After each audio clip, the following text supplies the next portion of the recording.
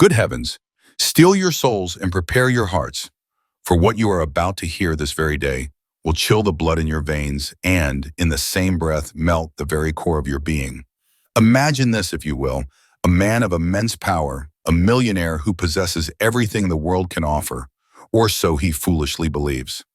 Alexander Kensington, the titan who owns half the real estate in the prestigious borough of Mayfair, a man whom everyone in the city of London fears, returns to his imposing Georgian mansion in Mayfair 3 hours earlier than expected. His flight from Zurich was canceled, and he decided to return home unannounced. But the surprise, my dear friends, was entirely on him. And what a surprise it was.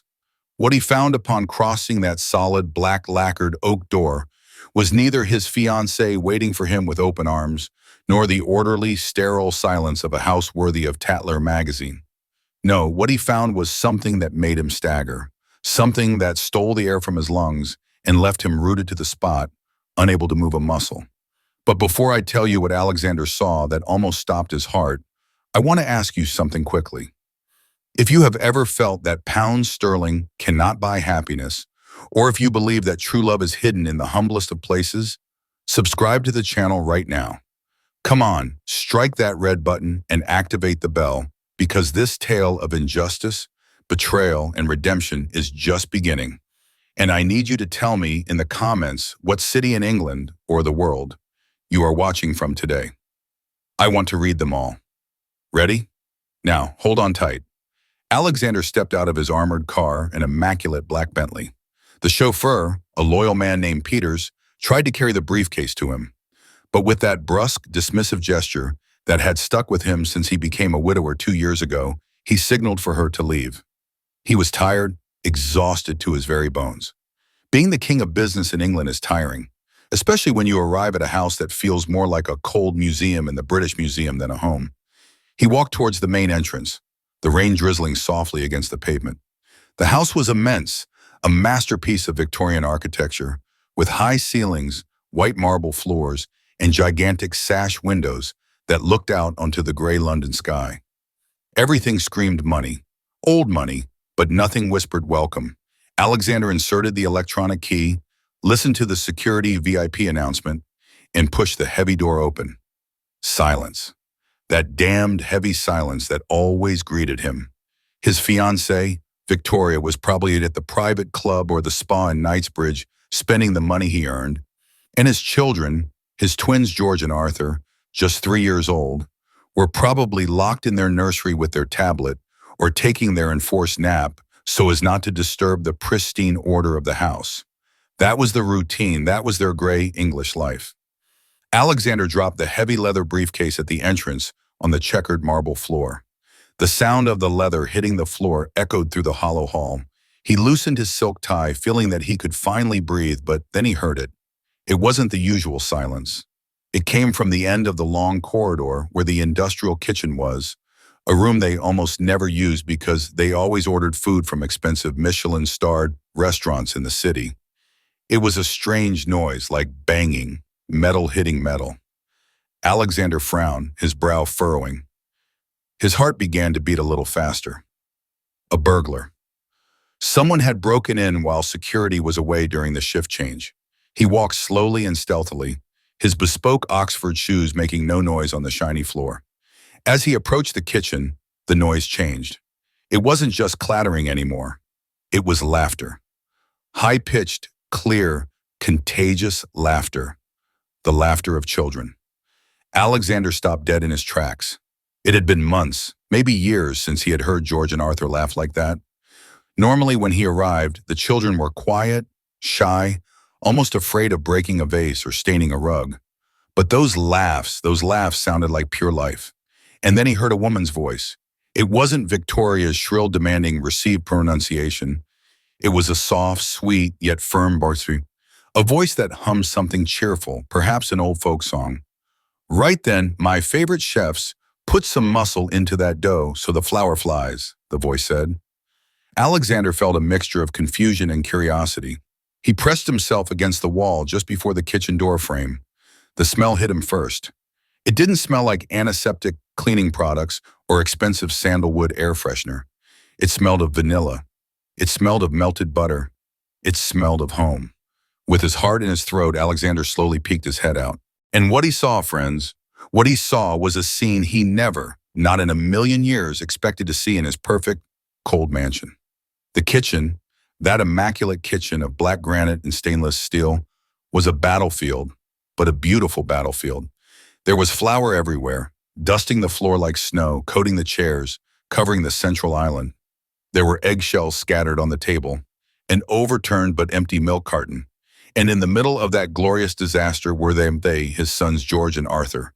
They were up, yes, standing up on the counter of the central island. They were wearing aprons that were way too big for them, stained with chocolate and dough. Their little faces, those faces that Alexander used to see as sad and pale, were red with excitement, with whiskers of white flour and eyes shining with happiness. And next to them, with their backs to the door, was her, Grace, the new domestic worker they had hired just a month ago. Alexander had only seen her in passing a couple of times, looking down and saying, "Good morning, sir," shyly. But now there was no shyness. Grace, a young woman of about 25 or 26 years old, with a figure that the gray maid's uniform could not completely hide, moved with vibrant energy. She was wearing her yellow cleaning gloves, but they were covered in dough. Her hair, normally tied up in a tight bun, had come loose a little, and some strands fell over her face, giving her a wild and beautiful look. "Careful, Arthur! The tower is falling down!" Grace shouted, laughing, as she caught a pancake in midair that one of the twins had tried to flip. "Me, Grace, me!" shouted George, jumping up and down on the very expensive marble. "Your turn, champ." Grace held him by the waist with a maternal strength and confidence that left Alexander mesmerized. She lifted him as if he were a feather so that he could reach the mixing bowl. Alexander couldn't move. He was paralyzed. His rational mind, that businessman's mind that calculated risks and benefits in the London Stock Exchange, was screaming at him, "They're making a mess of everything. It's dangerous for them to be on the counter. That woman is breaking all the rules." But his heart, which had been frozen since his wife's death, felt an unfamiliar warmth. He saw his children happy, truly happy. Not with a new toy from Hamley's, not with a trip to Euro Disney, but by making a mess with flour and eggs. Grace turned sideways to grab a rag, and Alexander could see her clearly. She was beautiful. She had a natural beauty, without makeup, with skin that glowed from the heat of the AGA oven. But what made her most beautiful was not her features. It was her smile. A genuine, patient smile full of love. She looked at the twins not as an employee who keeps to a schedule and puts up with spoiled children, but as someone who genuinely enjoys being with them. "Look at this," Grace exclaimed, making a funny face. "I think this pancake is shaped like a dinosaur. Roar!" The twins roared in unison, raising their batter-stained hands. Alexander felt a lump in his throat. When was the last time he played with them? When was the last time his house felt this alive? Suddenly, a shadow crossed his mind. Victoria, his fiancée. If Victoria saw this, if Victoria walked in right now and saw the flour on the imported Italian floor and the maid playing instead of cleaning, all hell would break loose. Victoria hated disorder. Victoria hated it when children made noise. Victoria always said that the service should be invisible, but Victoria wasn't there. And for the first time in a long time, Alexander was grateful that his future wife wasn't home. He remained there hidden in the gloom of the corridor, like an intruder in his own life, observing the most beautiful and painful spectacle he had ever seen. Beautiful because of the love it overflowed with, painful because it reminded him of everything he wasn't doing for his children. And painful too, because that woman, that humble girl with yellow gloves, was occupying the place that should have been the children's mother, or even his own. Alexander clenched his fist, digging his nails into the palm of his hand. He wanted to go in, he wanted to scream, he wanted to hug them, but he did nothing. He just looked, and what he was about to discover, observing from the shadows, would change his life forever. Because at that moment, Alexander didn't know that that innocent scene was just the beginning of a silent war inside that house. A war between Grace's pure goodness and the hidden evil that was about to come through the door. The millionaire took a deep breath, trying to control the trembling in his hands. Just one more moment, he thought. Let them laugh for one more minute. But fate, my friends, is capricious, and the time of peace was about to end in the cruelest way possible. Alexander remained there, motionless like a statue of salt. He was unable to interrupt the magic. From his hiding place, he could see every detail. He watched as Grace took a paper napkin and with infinite delicacy cleaned a glob of dough from George's nose. The child, who normally rejected physical contact with strangers and even with his own father, let himself be cleaned, closing his eyes and smiling, tilting his little head towards her hand like a kitten seeking warmth. That gesture, that simple gesture, broke Alexander inside. He remembered Victoria's words the night before while they were having dinner at a luxury restaurant in the Shard. Victoria, wineglass in hand, had said disdainfully, "Oh, darling, those children are uncontrollable. Honestly, I think they have some kind of behavioral problem. That new girl, this Grace, has no character. We should find a German governess, someone strict. The children need a firm hand, not smiles, a firm hand." That's what Victoria was asking for. But Alexander was now looking at the kitchen and saw that what his children needed wasn't a firm hand. It was this. It was love. It was someone who would get down on the floor with them, or in this case, put them on the counter to create delicious chaos. "Grace, bam!" Arthur shouted, tugging at the girl's gray apron. "It's burning! It's burning!" Grace gave a comical little jump, exaggerating her panic to make the children laugh. "Operation Pancake Rescue," she announced in a BBC radio announcer's voice. With a quick and expert movement, she rescued the batter from the pan. It hadn't burned. It was golden brown. Perfect. She put it on a plate where there was already a tower of them. They were all different shapes and sizes, but made with pure enthusiasm. "It smells wonderful," George said, closing his eyes and inhaling the scent. Yes, it smelled wonderful. Alexander could smell it from the hallway. That sweet scent contrasted sharply with the cold, expensive perfume that usually filled the house when Victoria was around. The scene was so intimate that Alexander felt guilty for eavesdropping. It was like witnessing something sacred. Grace crouched down to be at the children's eye level, though they were still perched on the high stools. Her face, illuminated by the afternoon light streaming through the window against the gray London backdrop, glowed. "Very well, my loves," she said, lowering her voice slightly to a confidential tone. "Now for the secret touch. Do you know the secret ingredient that makes them taste heavenly?" The twins shook their heads, their eyes wide as saucers. Alexander also leaned slightly forward, wanting to know the answer. "The secret ingredient is..." Grace paused dramatically and then tickled their bellies. "Lots of love and chocolate chips." The children burst into laughter again. Grace took out a bag of chocolate chips she had hidden behind the toaster and started raining chocolate onto the plates. Alexander felt a pang of envy.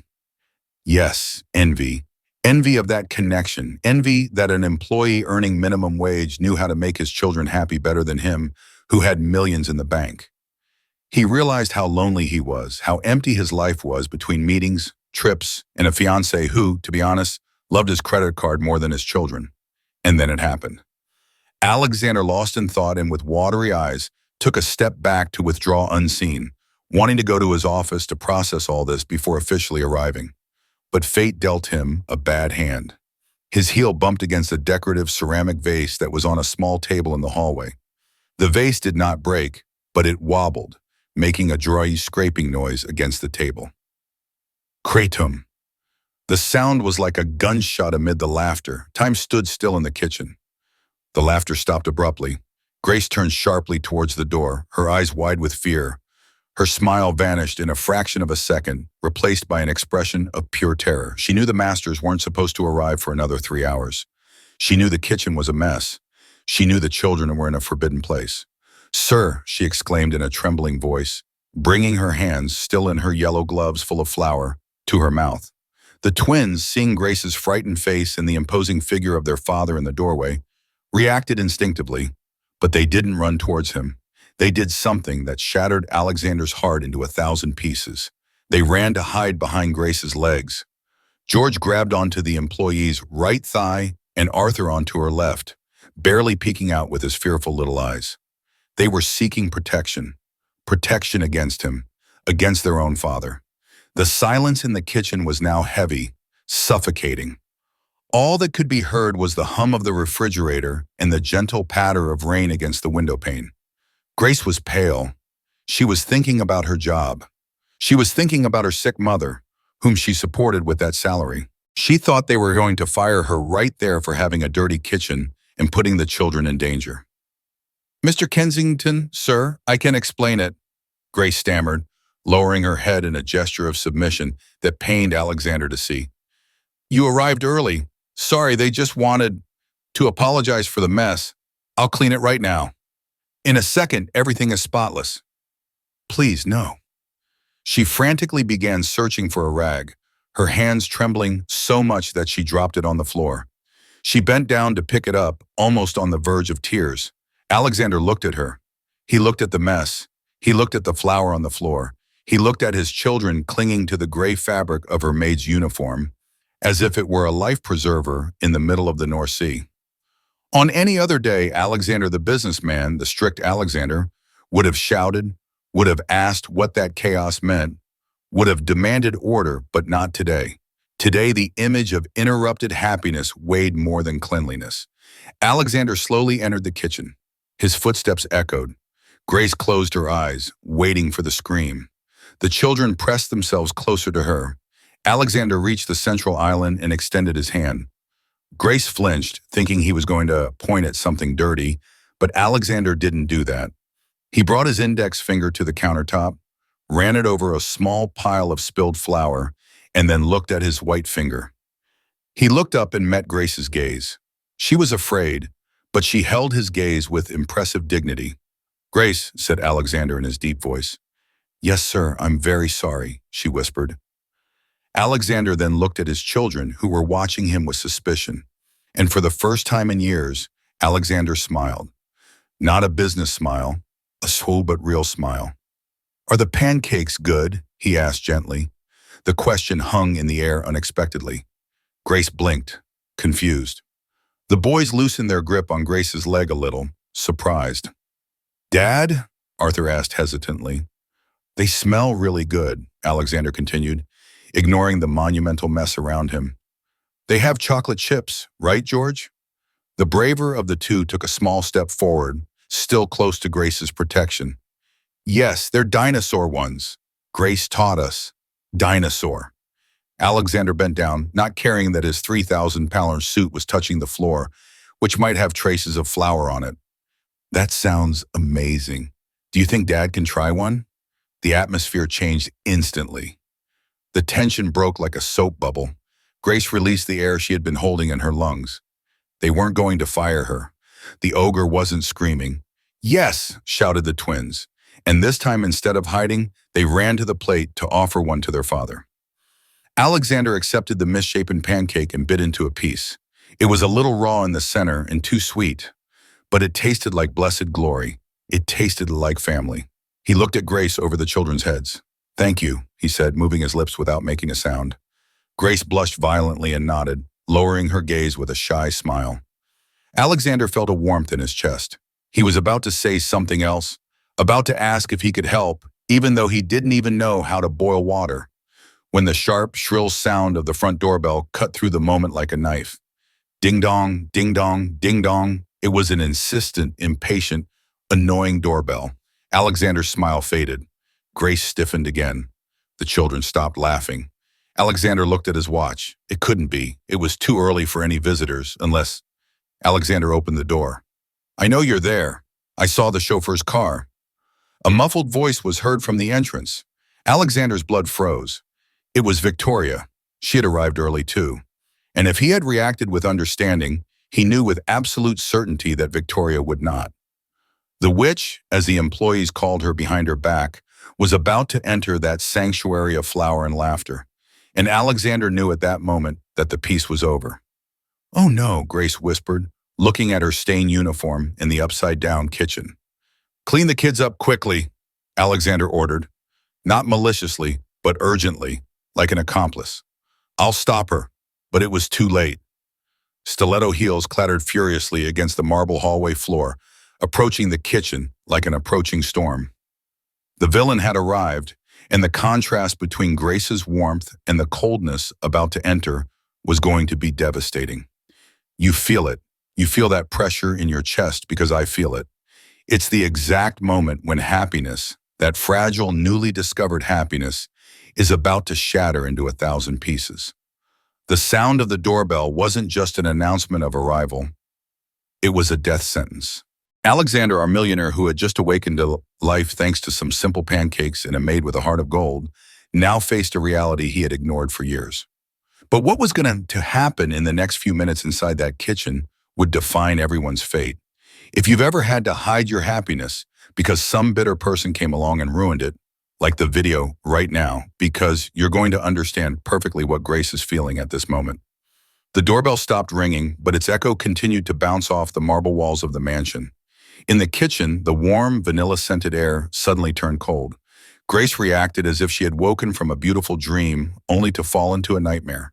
Her eyes, which seconds before had sparkled with laughter, filled with panic. She looked around the kitchen, flour on the floor, eggshells on the table, spilled milk, and the twins, the heirs to the Kensington fortune, filthy from head to toe.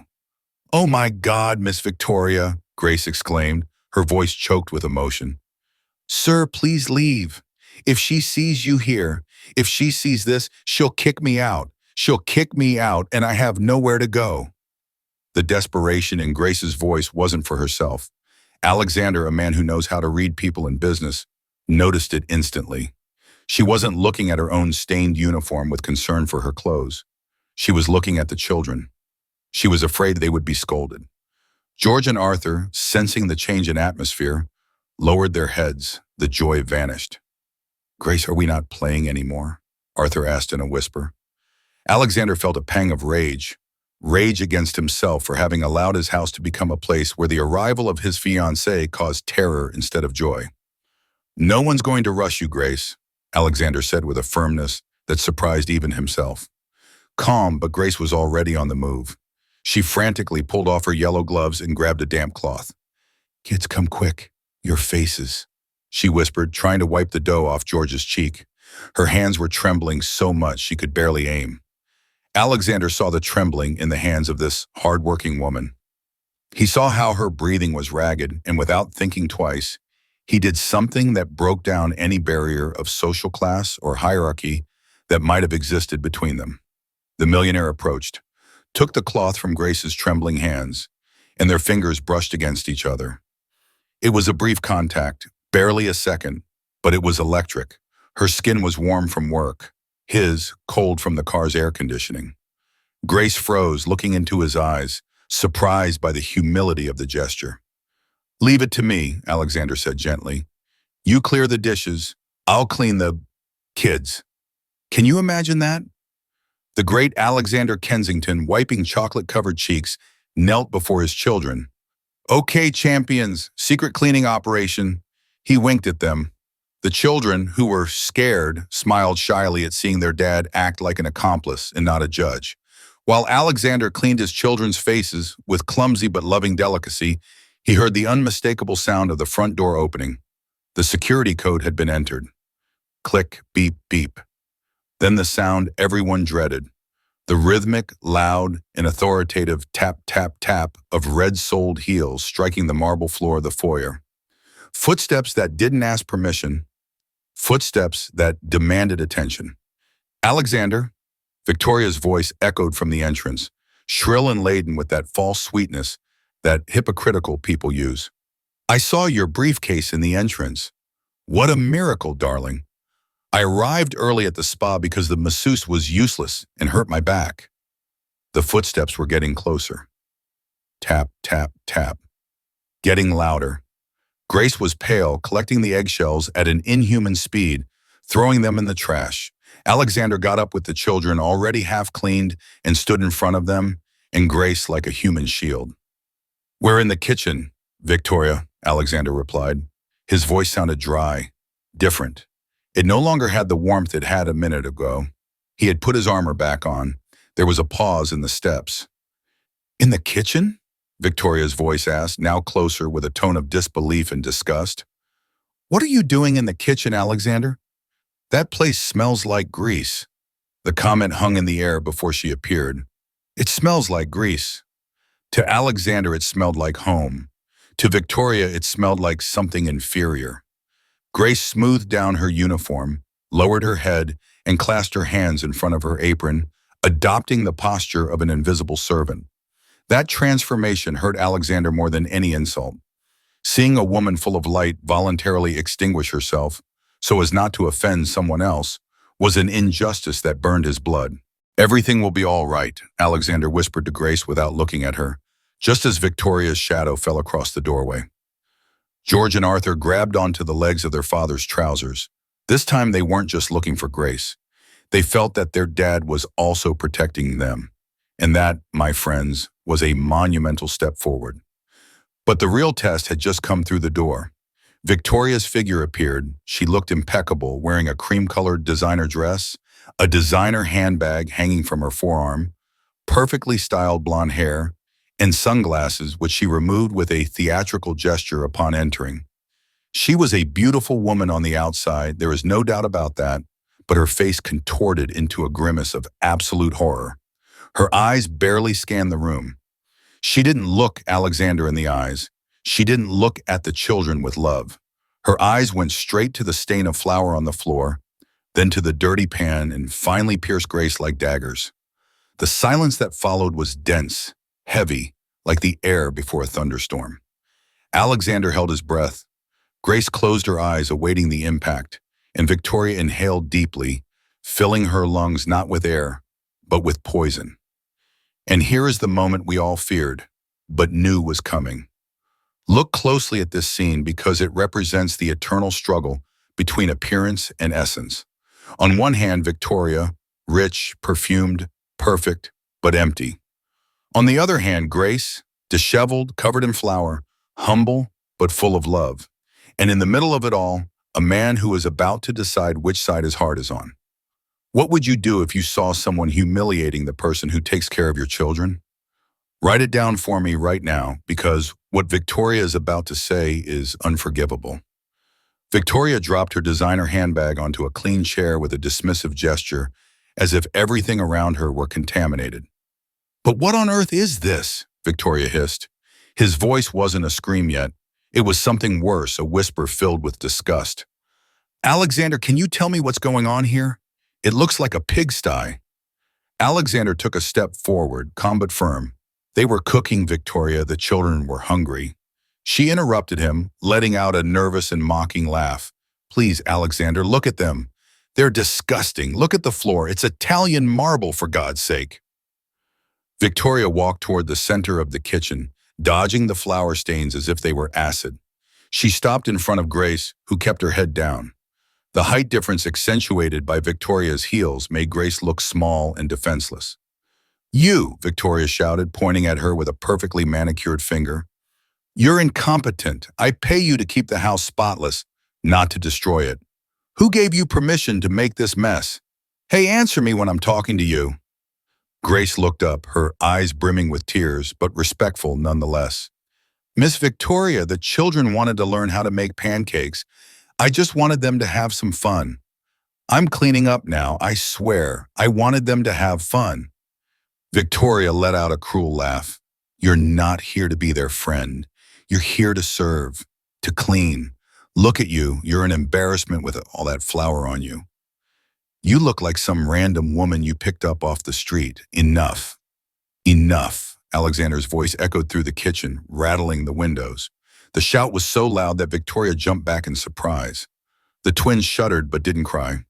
They stared at their father in astonishment. They had never heard him defend anyone like that in front of Victoria. Alexander walked until he stood between the two women. His presence was imposing. He looked at Victoria with a coldness she didn't recognize. Don't talk to her like that, Alexander said, lowering his voice but maintaining the intensity. She wasn't doing anything wrong. She was taking care of my children. Something you, by the way, never do. Victoria's face transformed, going from disgust to indignation and then to expertly manipulative victimhood. She put a hand to her chest, feigning pain. "Beau, what?" Victoria said, her voice trembling. "Are you attacking me for defending your house? Alexander, please, look at how she's treating the children. She's probably given them sugar and junk. They're going to get sick. I'm only worried about their well-being, and you treat me like this in front of the servants." Victoria bent down toward the twins, trying to touch them, but with obvious stiffness. "My poor children. Look how this savage woman is treating them. Come with Mummy Victoria. Let's wash with antibacterial soap." But then the unthinkable happened. The wonderful. When Victoria reached out to George, the boy backed away. Not only did he back away, but he broke free from his father's leg and ran toward Grace. Arthur followed instantly. The two children clung to the maid's legs, further soiling her uniform, seeking refuge from the woman who claimed to be their mother. The silence that followed was deafening. The image spoke for itself. The children preferred the dirty maid to the perfect fiancée. Victoria stood with her hands in the air, humiliated. Her face turned red with anger. She straightened slowly and her expression changed. It was no longer just disgust. Now it was pure hatred. Hatred toward Grace for having won the children's affection without even trying. "This is unheard of," Victoria murmured, regaining her cold composure. "You've turned the children against me. You've brainwashed them." "They go where they feel love, Victoria," Alexander said, fixing her gaze. "And here in this kitchen is the only place where they've found it." Found today. Victoria clenched her jaw. She knew she had lost this battle. She knew that if she kept yelling, Alexander would side even more with the employee. Victoria wasn't stupid. She was a strategist. She took a deep breath, forced a strained smile, and changed tactics. "Okay, Alexander," she said, softening her voice, though her eyes still flashed. "Maybe I exaggerated. I'm stressed about the wedding, about the preparations. I just want the best for them." He turned towards Grace, looking at her with a blood-curdling superiority. "Clean this pigsty. I want the kitchen spotless in 10 minutes. Then bathe the children and put on a clean uniform, please. I don't want to see that filth in my sight. Not for one more second." Grace nodded submissively. "Yes, miss, immediately." Victoria approached Alexander, adjusted his shirt collar with territorial possessiveness, and gave him a dry kiss on the cheek. "Let's go to the living room. Love, I need a drink, and we need to talk about the limits of domestic service. We cannot allow these liberties to be taken. They start with some pancakes and end up stealing your silverware." Alexander did not respond. He let herself be led out of the kitchen, but before leaving, he turned around. He looked for Grace's gaze. She was kneeling, hugging the twins, silently comforting them. Alexander felt a sharp pain in his chest. He knew Victoria wasn't going to let this go. He knew that look from his fiancée, that look that said, "This isn't over."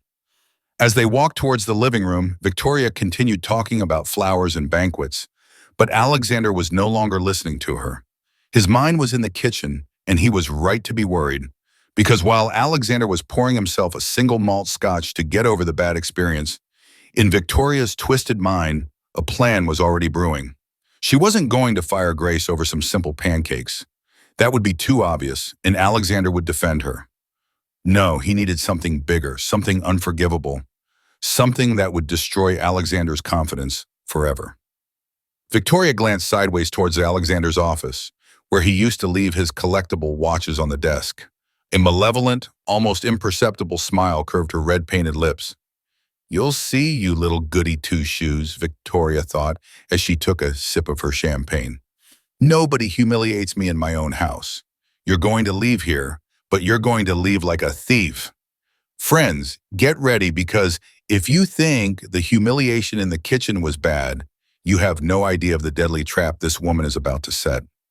Evil has many faces, but envy is the most dangerous of all. They are ready to see how far human cruelty can go, because the real horror story begins now. Have you ever felt someone whispering in your ear, and even though you know it's a lie, a part of you starts to doubt? That's exactly what the poison does. It doesn't kill instantly. It infiltrates slowly, drop by drop, until it paralyzes the heart. And that night at the Kensington mansion, the poison wasn't in a glass of wine, but in Victoria's sweet and calculated words. After the incident in the kitchen, the house had fallen into a deathly silence. Grace, her eyes red from holding back tears, had left the kitchen spotless, as if angels had come down to clean, and had retired to her maid's quarters. The twins were asleep, exhausted from the excitement and drama. But in the main room, the luxury suite that Alexander shared with the ghost of his loneliness, the real battle was about to begin. Alexander was sitting on the edge of the bed with his shirt unbuttoned and his gaze lost in the Persian rug. In his mind, the image of his children laughing with the flower was repeated over and over again. That laugh was worth millions. But then the bathroom door opened and Victoria came out. She didn't run out screaming, "Oh no, friends, that would have been too easy." She came out wrapped in a champagne-colored silk robe, smelling of expensive creams, with her hair loose in a rehearsed expression of concern in front of the mirror. She sat down next to Alexander, placed a soft hand on his shoulder, and sighed. "Oh, my love," she said in a velvety voice. "You have no idea how worried I am. I didn't want to tell you before so as not to stress you out with domestic problems. You work so hard, but what happened today was the last straw." Alexander tensed. He wanted to defend Grace, but mental exhaustion was weakening him. "What are you talking about, Victoria? They were just making pancakes." "Alexander, please, don't be naive." Victoria stood up and began pacing the room, gesturing gently. "It's not about the pancakes, it's about boundaries. That girl, Grace, has something about her that I don't like. I've seen her. I've seen her trying on my jewelry when she thinks I'm not looking. I've seen her going through your drawers in the office." The millionaire's head snapped up. "What? That's a very serious accusation." "I know, and that's why I hadn't said anything," Victoria lied without blinking, looking at him with the eyes of a lamb being led to slaughter. "But seeing her like this today, with that confidence, manipulating the children to disobey you, Alexander, that woman is not good. Those smiles are fake. She does it to gain your trust, and then, who knows, maybe rob us or worse, kidnap the children. You know how insecurity is in the world today." The word kidnap hit Alexander where it hurt the most, the fear of losing his children. Victoria knew exactly which buttons to press. She knew that Alexander was a man of logic, but when it came to the safety of the twins, he was irrational. "Grace seems like a good girl," Alexander insisted, although the doubt had already been sown in his chest like a weed. "The children love her." "Children love anyone who will give them sweets and let them make a mess," Victoria replied, approaching him and caressing his cheek. "Alexander, they're babies, but you're their father. You have to protect them. And if one day that woman comes and brings her criminal boyfriend into the house, and if they empty the safe while we sleep, we can't trust people of that caliber, my love. They are different from us. They have needs, they are hungry, and hunger makes people do bad things." Alexander rubbed his temples. His head hurt. He wanted to believe in the innocence he saw in Grace's eyes, but Victoria's words had that perverse logic of fear. "What do you suggest then?" he asked, defeated. Victoria smiled inwardly. "I already had it. Cameras," she said, as if the idea had just occurred to her. "We should install a closed-circuit television system in the living room, hallways, and especially in the kitchen and children's room. That way we can see what she's really doing when we're not there. If she's as good as you say, she won't have anything to worry about, right?" Alexander thought about it. It was a drastic, invasive measure, but if Grace was honest, the cameras would only confirm her goodness. And if Victoria was right, the cameras would save his family. "Okay," said Alexander, standing up. "I'll call the security company tomorrow." "Perfect," Victoria clapped softly. "But love, let it be a secret.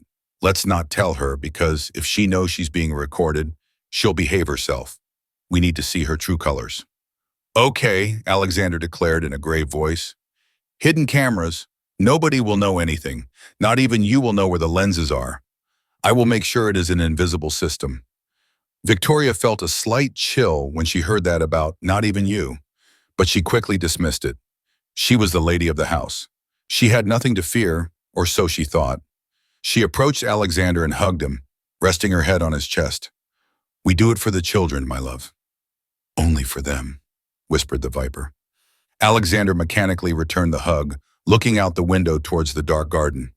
He felt dirty. He felt like a traitor.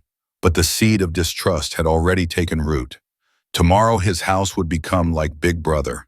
And what Alexander didn't know, what he couldn't even imagine, was that those cameras that Victoria had asked for so much would ironically be the rope with which she would hang herself. Because the truth, my friends, has a bad habit of always coming to light, and sometimes technology is karma's best ally. 3 days have passed, 3 days of palpable tension at the Kensington mansion. For 3 days, Grace has continued working with the same smile, unaware that from the most unexpected corners of the ceiling, small digital eyes are watching her 24 hours a day. Alexander has been reviewing the recordings at night, searching for the monster Victoria described to him. And what did he find? He found Grace singing Disney songs while mopping. He found Grace helping George tie his shoes with infinite patience. He found Grace praying for the children's health before going to sleep. Each video is a slap in the face to Victoria's lies. Alexander is about to cancel everything and apologize, but fate and human wickedness are swift. It's Tuesday afternoon. The sun shines brightly through the windows. Alexander is in his office, locked in an important video conference with partners from Japan. The door is closed. On his mahogany desk, next to the computer, rests his favorite watch, a solid gold Patek Philippe, a collector's item valued at more than $20,000. He took it off because it bothered him while typing, and there it remained, shining vulnerable. The sound of water can be heard upstairs. It's bath time for the twins. Grace is with them among bubbles and rubber toys, completely occupied and making noise. "To the water, ducks!" Grace's cheerful voice can be heard in the distance. It's the perfect moment, the ideal setting for the crime. Victoria, who has been circling the house like a shark waiting for blood, notices the opportunity. She sees the red light on Alexander's phone indicating do not disturb. She hears the laughter coming from the second-floor bathroom. The house is empty. With the stealth of a burglar cat, Victoria enters Alexander's office without making a sound. He is facing away from the camera, wearing headphones and focused on the screen. Victoria slides towards the desk. Her eyes gleam with greed and malice as she sees the golden watch. She takes it. The metal is cold in her hand, but it burns with excitement. She leaves the office as quickly as she entered, closing the door with a gentleness that is frightening. Her heart beats 1,000 miles an hour, but not from fear, but from the adrenaline of pure evil. She goes up the service stairs, not the main ones, to avoid being seen by the gardener outside. Victoria arrives at the service area. It is a more modest, small area where Grace keeps her things. There, hanging on a simple coat rack, is Grace's bag, an old, worn, imitation leather handbag with a slightly frayed strap. The contrast is brutal. Victoria's hand, adorned with diamond rings, holds the gold Patek Philippe, about to put it in that humble handbag that probably costs what Victoria spends on a coffee. "Okay, how do you explain this?" "Starving," Victoria whispers with a crooked smile. Open the bag's zipper carefully. Inside there are simple things: a woven purse, a photo of her mother, a rosary, and a cheap lipstick. Victoria feels disgusted when she touches the maid's things, but her hatred is stronger. She drops the watch into the bottom of the bag, making sure it is well hidden under the purse. She closes the bag, leaving it just as it was. She looks at herself in a small mirror on the wall of the maid's room and fixes her hair. "Goodbye, Grace," she says to her own reflection. "It was a pleasure to destroy you." Victoria leaves the room feeling victorious, untouchable. She believes she has committed the perfect crime. She believes her word against that of an employee will be enough. She thinks she has total control. But there is something Victoria forgot, or perhaps something that her arrogance prevented her from considering. Just above the doorframe of the utility room, camouflaged inside a fake smoke detector that Alexander personally installed 2 days ago, there is a small black lens, a glass eye that does not blink, a mute witness that has seen everything. The camera has recorded every movement, has recorded the stealthy entrance, has recorded the gleam of gold in her hand, has recorded the malevolent smile as she dropped the watch, and has recorded the poisonous whisper. As Victoria goes downstairs, humming a song, convinced that her plan is infallible, the recording is automatically saved on Alexander's private server. in a folder called Home Security, a digital file that in a few hours will become the bomb that will blow up this villain's perfect life. Downstairs in the bathroom, Grace takes the children out of the water, wraps them in soft towels and kisses their wet foreheads, unaware that just a few meters away her sentence has been signed, unaware that she carries a time bomb in her bag. "Are you hungry, my loves?" Grace asks sweetly. "Yes," the twins shout. Poor Grace, she has no idea that tonight's dinner will not be peaceful. She doesn't know that the devil wears Prada and lives under the same roof. But friends, don't despair yet, because although injustice seems to be gaining ground, remember one thing. When someone acts with malice, they always leave traces. And Victoria has just left the biggest mark of her life in front of the only thing that Alexander Kensington respects more than money: documented truth. The trap is set, the clock is ticking inside the old bag, and Alexander is about to end his meeting. The spectacle of horror and humiliation is about to begin. And I assure you that you will want to scream at the screen when you see what Victoria is capable of doing in public. Are you ready to feel the rage? Because what comes in the next part will leave you heartless if you don't get outraged. Night had fallen over London like a heavy, dark cloak. In the Kensington mansion, the indirect lighting created an atmosphere of false calm, that tense calm that precedes the most devastating earthquakes. Alexander had just finished his lecture, rubbed his eyes wearily, and reached for his watch on the desk. That gold Patek Philippe that was more than just a jewel. It was a gift from his late father, a symbol of legacy and effort. His hand felt the cold wood. Nothing. Alexander frowned, looked under the papers, picked up the laptop, and moved the empty coffee cup. Nothing, how strange, he muttered to himself. He was sure he had left it there. Alexander is a man of routines, a man who never loses anything. His heart skipped a beat. Not because of the money, because for him, 20,000 pounds is like 20 pounds for us, but because of the feeling of being violated. Someone had touched his things. He went out into the hallway. Victoria was in the living room touching up her makeup in front of a hand mirror, humming a cheerful melody, too cheerful for such a quiet house. "Victoria," he called in a serious voice, "have you seen my watch? I left the gold one on the desk 2 hours ago." Victoria stopped humming, slowly lowered the mirror, and put on that cheap soap opera actress face, that feigned worried face that came so naturally to her. "The Patek Philippe. No, my love, I haven't even entered your office. Do you know that I respect your sacred space?" Alexander ran a hand through his hair in frustration. "It does not appear. I've looked everywhere for it." And that, my friends, was when the viper struck.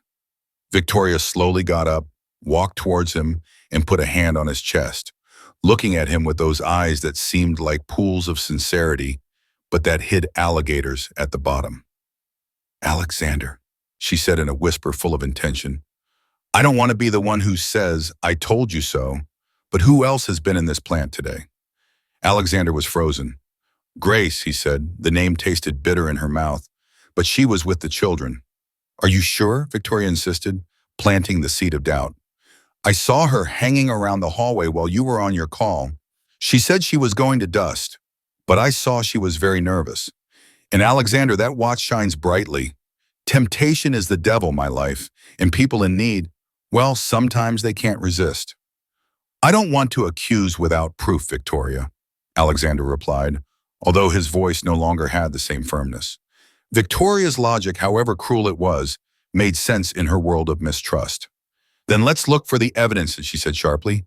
"Call her, ask her to bring her purse. If she has nothing to hide, she won't be offended. But if she gets nervous, there you'll have your answer." Alexander felt a knot in his stomach. It was humiliating to ask someone all that, but he needed to know. He needed to be sure he hadn't let a thief into his children's house.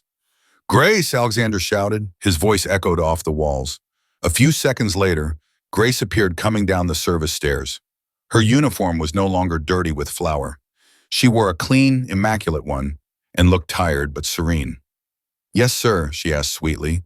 "I was folding the children's clothes. Do you need anything?" Victoria moved forward before Alexander could soften the blow. "Yes, we need something. We need you to bring your bag right now." Grace blinked in confusion. Her gaze went from Alexander to Victoria. "My handbag, ma'am. What for?" "Don't ask questions and bring it here," Victoria barked. Something of great value has been lost in this house, and coincidentally, you are the only one who has been close. So if you're as honest as my fiancé says, go get your purse and empty it right here on the coffee table." The color disappeared from Grace's face. She turned as pale as a sheet. "Mr. Alexander, I haven't taken anything. I swear to you by God." Her voice trembled and her eyes filled with tears of helplessness. "If you haven't taken anything, you have no reason to cry," said Alexander, hardening his heart. He hated seeing her cry, but he needed to see the purse. Doubt was gnawing at him, and "Go get the bag, Grace, please. Let's get this over with quickly." Grace nodded slowly, swallowing her pride.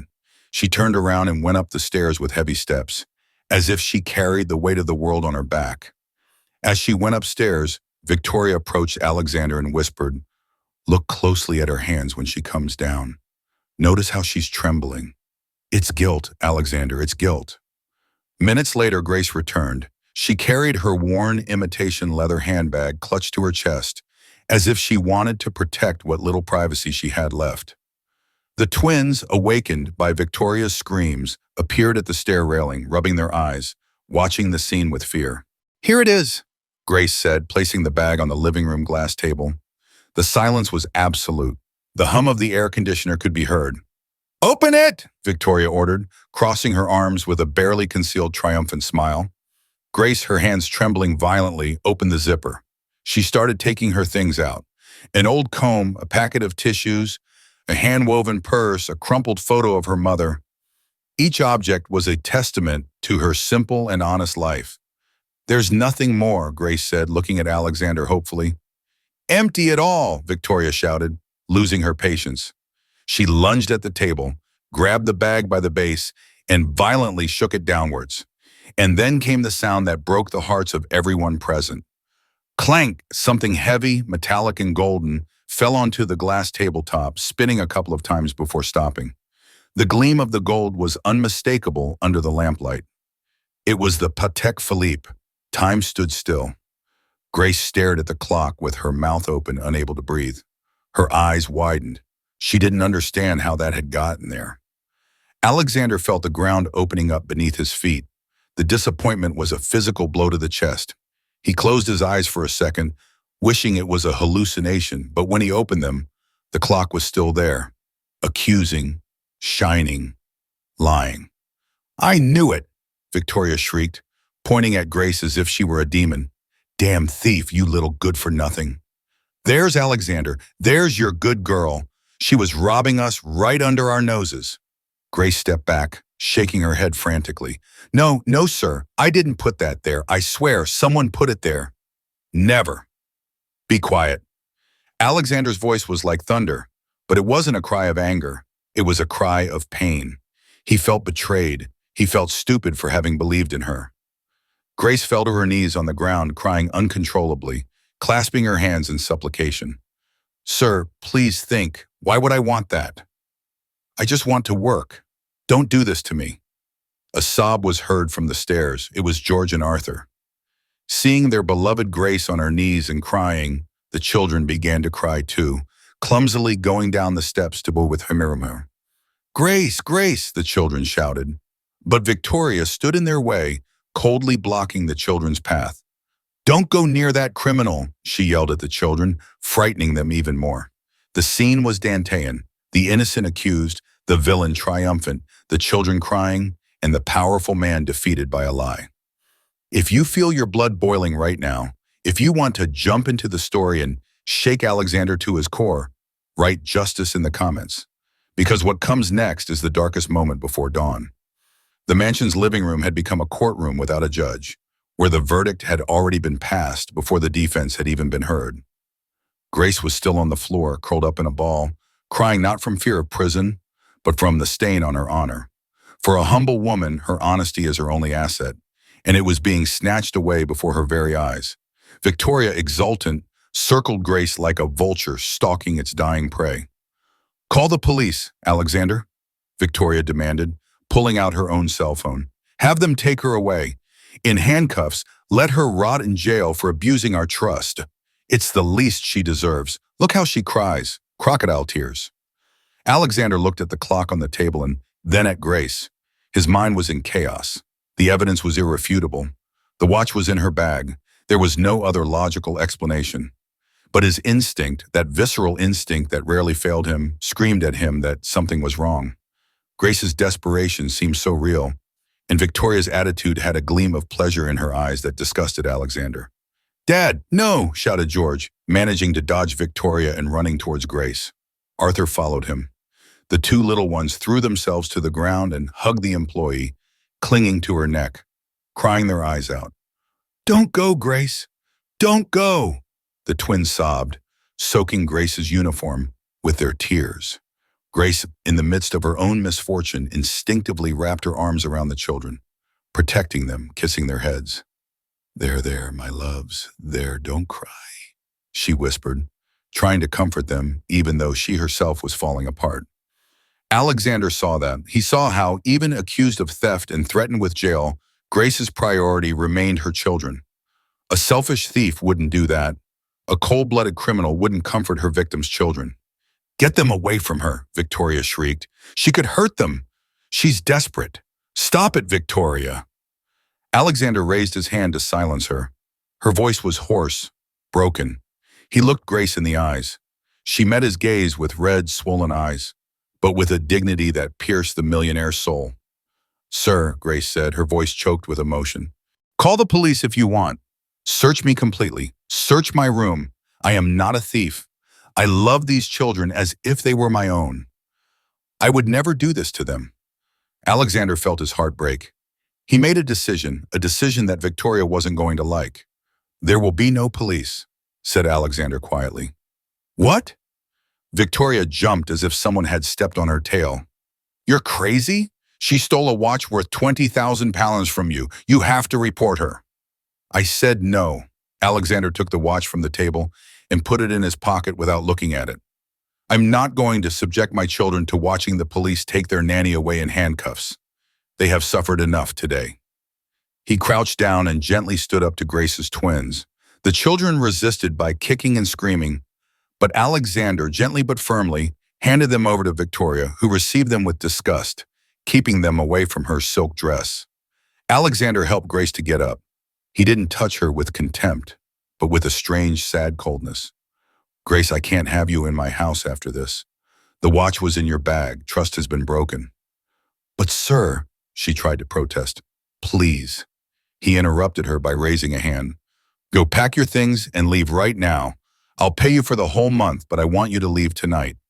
Grace understood that there was nothing more to be done. The word of the rich against that of the poor.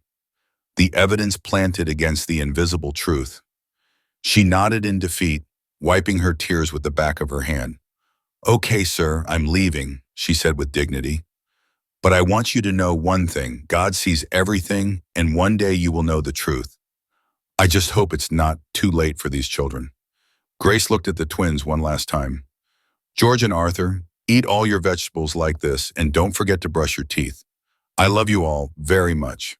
The children cried inconsolably, stretching their little arms towards her while Victoria held them back tightly. "Go away now," Victoria spat. "Get out of here, thief." Grace picked up her bag, that cursed bag where her misfortune had been sewn, and walked toward the door.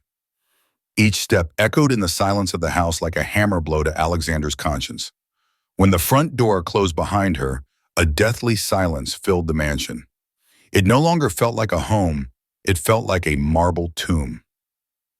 Alexander stood in the middle of the room, feeling more alone than ever. He had his watch back.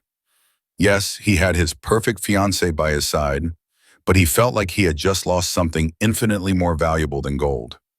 Victoria let go of the children, who ran upstairs crying and slammed their bedroom door. She straightened her dress, smiling with satisfaction, and approached Alexander to hug him. "You did the right thing, my love. You protected us. Now we are safe. Tomorrow I'll look for a real agency. Top-notch people. We'll forget about those people in 2 days." Alexander did not return the hug. He felt dirty because of her touch. "I'm going to my office," he said, pulling away from her. "I need to be alone."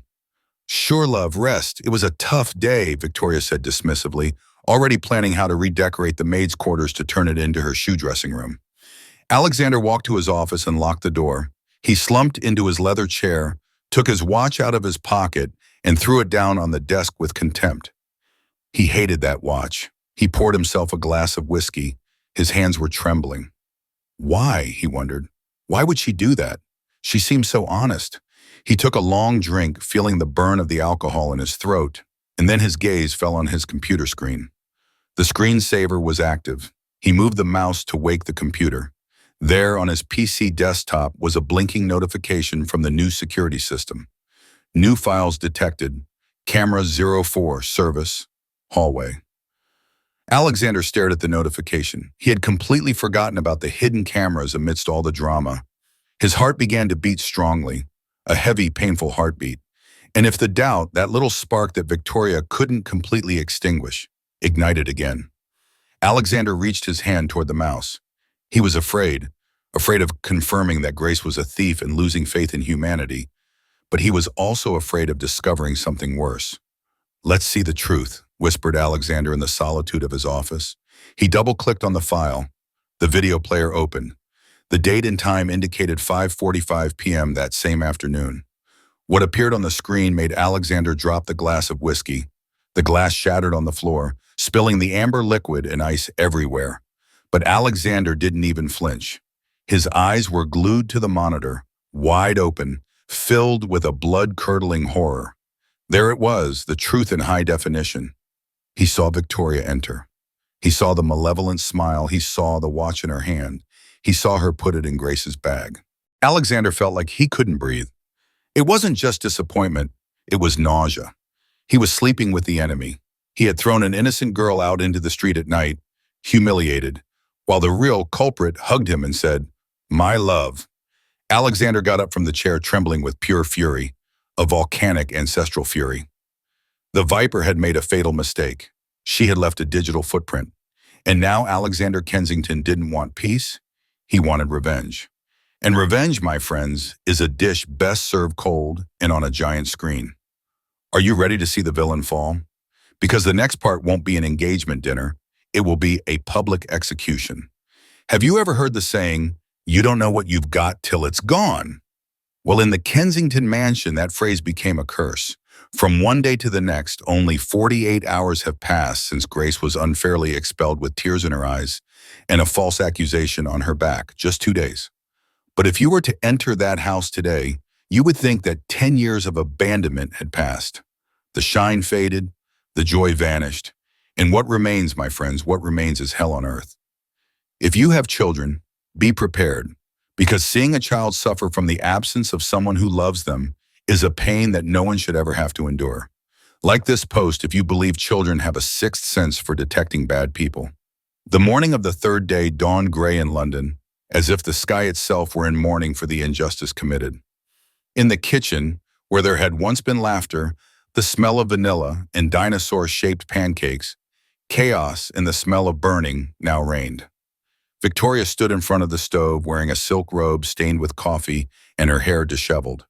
The perfect woman was crumbling in the face of the reality of motherhood. She was trying to make scrambled eggs, but they had stuck to the pan and the smoke filled the room. "Damn it!" Victoria shouted, throwing the spatula into the sink in fury. "Why is this kitchen so complicated? Even this is useful for incompetence." Seated at the table in their high chairs were George and Arthur, but they were no longer the smiling children of a few days ago. They were pale, with dark circles under their eyes and swollen eyes from crying so much. They had been wearing the same pajamas for 2 days because they refused to let Victoria dress them. In front of them were 2 plates with burnt eggs and black toast. "Eat it," Victoria ordered, turning towards them with a crazy look. "You haven't eaten a thing in 2 days. If your father comes downstairs and sees you haven't eaten, he's going to blame me. Eat." George pushed the plate away with his little hand, making a face of disgust. "I don't want it. It tastes bad. I want Grace." The mention of the forbidden name was like throwing gasoline on a fire. Victoria strode over. She grabbed George's arm tightly, digging her perfectly manicured nails into the boy's tender skin. "Don't you ever say that name in this house again," she hissed, bringing her face close to the boy's. "That woman was a thief, a filthy one. She's gone. She's dead to you. Do you understand? Now I'm here. I'm your mother. Now you hurt me. George cried, trying to pull away. Daddy, Daddy, your daddy isn't going to listen to you. He's busy working to pay for your whims. Victoria shook him roughly. And if you say anything to him, if you dare to complain, I swear I'll throw all your toys in the rubbish. Will you? Did you hear that? Arthur, seeing his brother cry, started shouting too, throwing his glass of orange juice to the floor. The glass shattered and the orange liquid spilled across the marble, mixing with the grime from previous days. Stop it! You're monsters, Victoria screamed, completely losing control. She raised her hand, threatening to slap Arthur. At that precise moment, Alexander appeared in the kitchen doorway. He was wearing the same wrinkled suit as yesterday. He hadn't slept. His eyes were red, not from crying, but from a cold, calculating fury he'd been nurturing for hours. What's going on here? Alexander asked. His voice was low but sharp as a razor. Victoria froze. The hand that had been raised to strike changed trajectory in midair and rested gently on Arthur's head, transforming the blow into a clumsy, fake caress. There's love, Victoria exclaimed, her face changing from witch to victim in a second. It's good you came down. I'm desperate. These kids are impossible. Look what they did. They threw away the juice. They don't want to eat what I prepared for them with so much love. They're driving me crazy. They miss that thief, and they take it out on me. Alexander didn't look at the spilled juice. He looked at George's arm. There, on the child's white skin, 3 red crescent moons began to appear, the marks of Victoria's fingernails. Alexander felt his blood boiling in his veins. He wanted to jump on her. He wanted to scream at her that he knew everything, that he had seen her steal, that he had seen her abuse. He wanted to kick her out right then and there, but he held back. He held back because a private expulsion was not enough. Victoria had publicly humiliated Grace. Victoria had destroyed the reputation of an innocent girl in front of the entire house. The punishment had to be equally public. The engagement dinner was tonight, and Alexander wanted Victoria's fall to be a spectacle that no one would ever forget. Leave them alone, said Alexander with a terrifying calm. Go get ready. You have to look perfect for dinner tonight. The partners, the press, and your family will be coming. Victoria's eyes lit up. Vanity proved stronger than anger. Is dinner still on? She asked, surprised. Thought that with all this stress. Of course it's still standing, Alexander lied, staring at her. It's going to be an unforgettable night, Victoria. I promise you. A night that will mark our lives forever. Victoria smiled arrogantly, believing she had the millionaire eating out of her hand. She approached him and gave him a quick kiss on the lips. Alexander had to make a superhuman effort not to vomit right there. You're the best, my love. I'm going to the emergency spa to get this mess fixed. She touched her hair. Oh, and please call the agency and have them send someone to clean this up. I wasn't born to mop. Victoria left the kitchen, clicking her heels, leaving behind 2 crying children and a man who was about to become the executioner of his own fiancée. Alexander waited to hear the front door close, then ran to his children, knelt on the sticky floor, not caring about his designer trousers. Dad, Grace, we love Grace, George said, hugging his father's neck. Alexander hugged them with desperate force, kissed the red marks on his son's arm, and a solitary, heavy, and painful tear rolled down his cheek.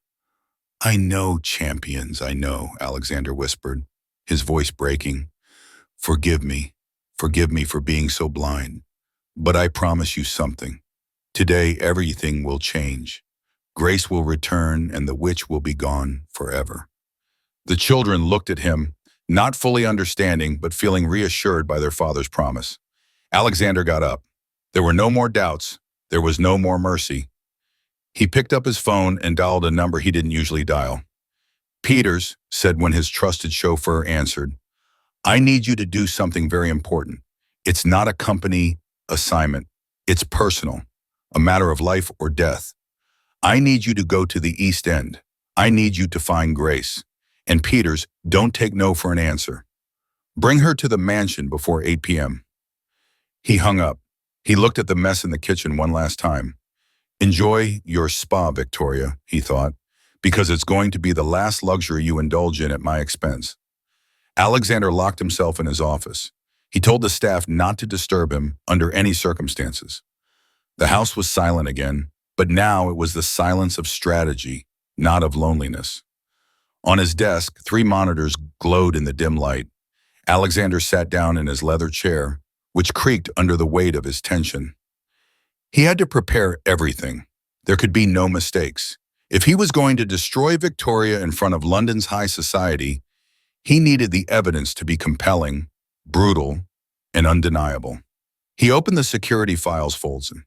His hands trembled slightly, not from fear, but from pure adrenaline.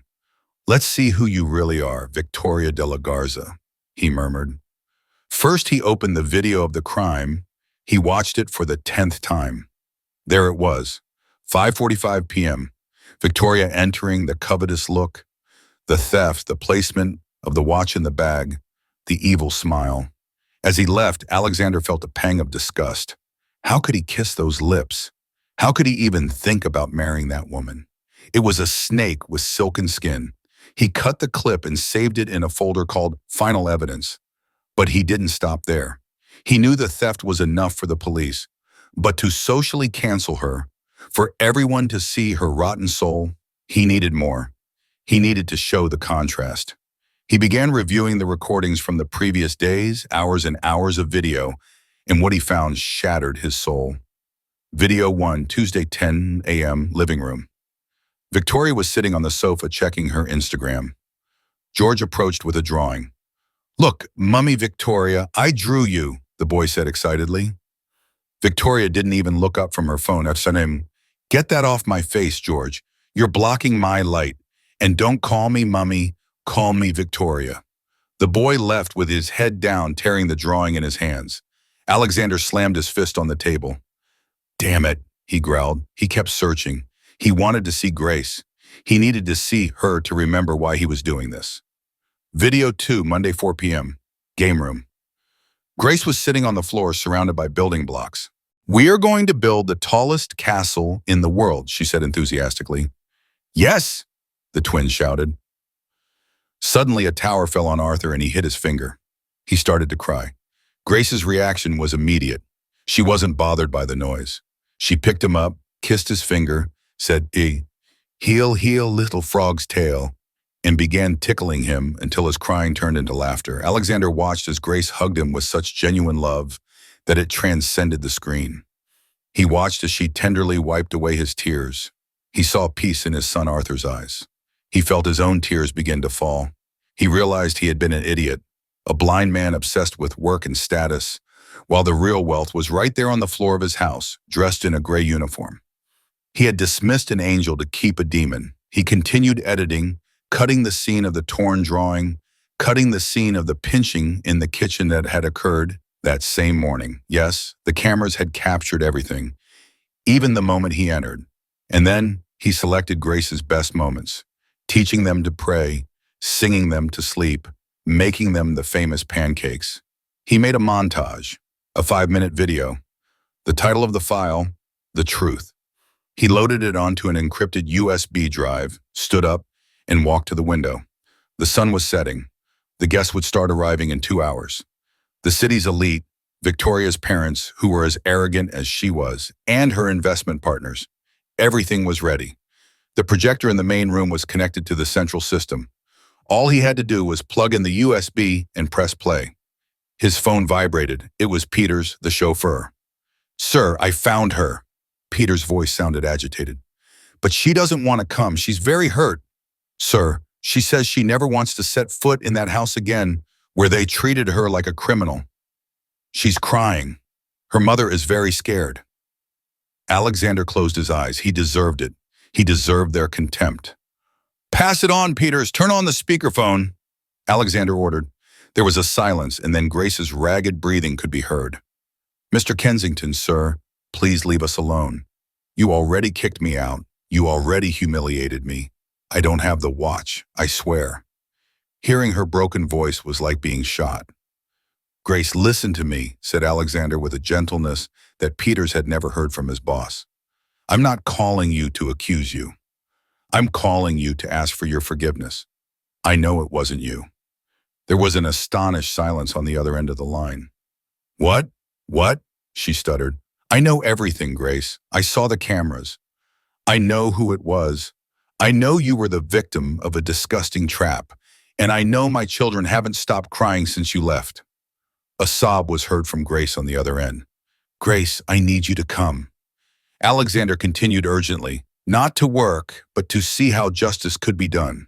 Tonight I'm going to clear your name in front of everyone, in front of the woman who did this to you. But I need you to be here. I need you to come in through the front door with your head held high. Peters will take you to a boutique first. I want you to buy the most beautiful dress you can find. You're not coming as an employee, you're coming as my honored guest." "Sir, I don't know. I'm scared," she whispered. "Don't be scared. I will protect you. I give you my word as a man. Please, Grace, do it for George and Arthur. They need you, and so do I." The last sentence came out without thinking, but it was the greatest truth he had spoken in years. There was a long, eternal pause. Alexander held his breath. "Okay, Grace finally said in a trembling but firm voice. "I'll go get the children." "Thank you," Alexander sighed. "Peters will take care of you. See you in 2 hours." He hung up the phone. He felt light. He felt powerful. Not the power of money, but the power of truth. He went to take a bath, shaved, put on his best black tuxedo, looked in the mirror, and adjusted his bow tie. He no longer saw the sick, sad, widowed man. He saw a father ready to fight. The doorbell could be heard downstairs. The first guests were arriving. Fake laughter could be heard, as well as the clinking of glasses. Victoria must already be downstairs, shining like a fake star, welcoming guests, showing off her engagement ring, unaware that she was standing on a trapdoor, about to open. Alexander took the USB drive, squeezed it in his fist, and left the office. He descended the stairs slowly, like a predator descending into the arena. The party had begun, but the real show, friends, the real show was just a click away. Are you ready to see the mask fall? Because tonight at the Kensington house, they're not just going to serve champagne, they're going to serve pure and simple justice. Friends, if you've ever been to a party where the clothes are expensive, but the people are cheap in spirit, you'll know exactly how the atmosphere felt at the Kensington mansion that night. The air smelled of perfumes imported from Paris and salmon canapes. But underneath that, if you paid attention, you could smell the stale hypocrisy. It was a scene worthy of a painting. Sparkling crystal chandeliers, soft live piano music, and waiters passing by with silver trays. Everything was perfect. It was all a lie. Alexander went downstairs. He looked impeccable in his black tuxedo, like a prince from a fairy tale. But his eyes, his eyes didn't have that lover's sparkle. They had the cold gleam of steel before cutting. He moved among the guests like a shark in a pond of goldfish, greeting, shaking hands, accepting congratulations on his upcoming marriage. Each congratulation was like a needle piercing his patience, but he smiled. He smiled because he knew the end of the play was near. Victoria was in her element. She was the queen of the night. She wore a tight-fitting blood-red dress with a plunging neckline and diamonds hanging from her neck and ears. A lady, just as haughty as she was walking arm in arm with her mother, showing off her engagement ring. "Oh, Mother, I finally have the house under control," Victoria told her mother, with a glass of champagne in her hand, loud enough for her friends to hear. "I had to fire the servants today. Imagine I discovered that the nanny was a petty thief. Lowlifes, you know how they are. You give them an inch, and they'll grab your Patek Philippe." Victoria's mother, Lady Beatrice, made an exaggerated face of disgust. "How awful, daughter. That's why I always tell you to be careful who you let into your home. Those people always have tricks up their sleeves. But it's great that Alexander has a strong woman like you to keep things in order." Alexander, who was just a few meters away pretending to talk to a partner, heard every word. He squeezed the glass in his hand so hard that it almost shattered. Lowlifes thought, if only they knew that the only trash here carries diamonds. Dinner was about to be served. The guests, about 50 people from the very cream of society, began to head towards the grand dining room. Victoria looked around for Alexander and made possessive gestures for him to come to her side. "My love, come here. Let's sit at the head of the table." Mother wants to talk to you about the wedding registry, Victoria said, clinging to his arm like a tick. Alexander looked at her, and for the first time that night, his mask slipped slightly. He gave her such a blank stare that Victoria felt a chill. Not yet, darling. One guest is missing. Victoria frowned, confused. One guest? Who's all here? The Garzas, the Slims, the executives? No one important is missing. Only the guest of honor, Alexander said, glancing at his watch. It was 8 p.m. sharp. At that precise moment, the sound of the main doorbell rang out over the piano music. It wasn't an ordinary doorbell. It sounded like a bell announcing fate. The butler, an older, discreet man who had also endured Victoria's shouting, went to the door. Silence fell over the foyer. Everyone turned, curious. Who was late to such an important dinner? The double-carved wooden doors opened slowly, and whatever entered made Victoria drop her champagne glass. The glass shattered on the floor, splashing her mother's dress, but no one cared. No one looked at the stain. All eyes were fixed on the woman standing in the doorway. It was Grace, but not the Grace in the gray uniform and gloves of rubber. This wasn't the humble Grace with her hair pulled back and her face bare. This was a vision. She wore a long midnight blue dress, a deep, elegant blue that accentuated her tan skin. The fabric draped over her body with a fluid softness, defining her figure respectfully, yet undeniably beautifully. Her hair, usually hidden, fell in soft waves over her shoulders, shiny and silky. She wore subtle makeup that highlighted her large, expressive eyes, those eyes that now gazed straight ahead with a mixture of fear and dignity. She wore no expensive jewelry, no diamonds, only her presence, which shone brighter than any precious stone in that room. A collective murmur arose. The men looked at her with admiration, the women with envy and curiosity. "Who is she?" they whispered. "Is she an actress? Is she a model?" Victoria turned red, not with embarrassment, but with volcanic anger. She recognized her enemy instantly, despite the transformation.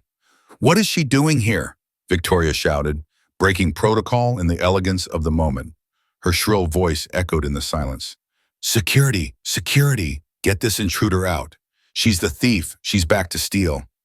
Grace took a step back, startled by the shouts. Peters, the chauffeur, who had been standing behind her like a loyal bodyguard, placed a hand on her back to give her courage.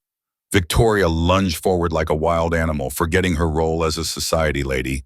"Get out of my house! How dare you come here in those clothes?